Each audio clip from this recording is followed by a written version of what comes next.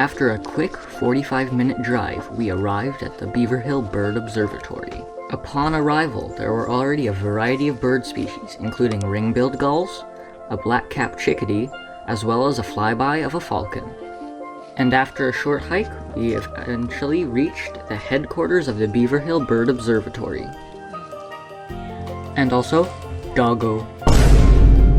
Moving on, we began to set up the nets surrounding the headquarters. For those who don't know, when we birdman, to catch the birds, trained professionals will set up these mist nets, which are made of a very fine material which are very difficult to see, and therefore ensnare birds when passing through.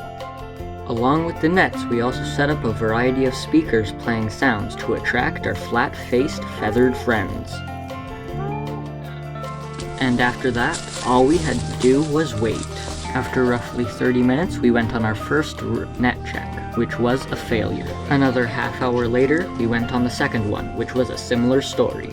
However, on the third net check, the result was a little bit different. This is a northern saw-whet owl being banded by a trained professional. The northern saw-whet owl is the second smallest owl in all of Canada. This bird is named for its interesting call, which apparently sounds similar to a large saw being sharpened or whetted. Take a listen.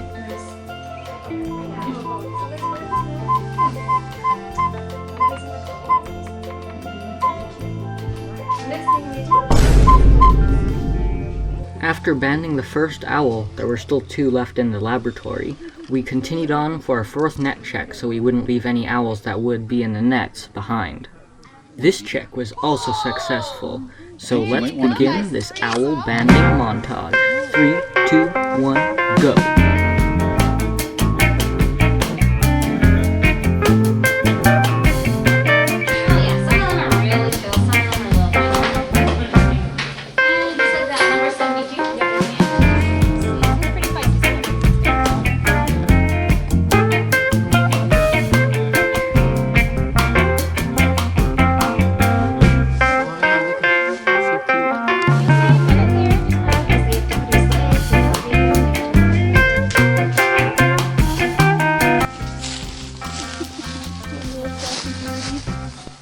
Finally, after releasing the final owl, it was time to head back to the car.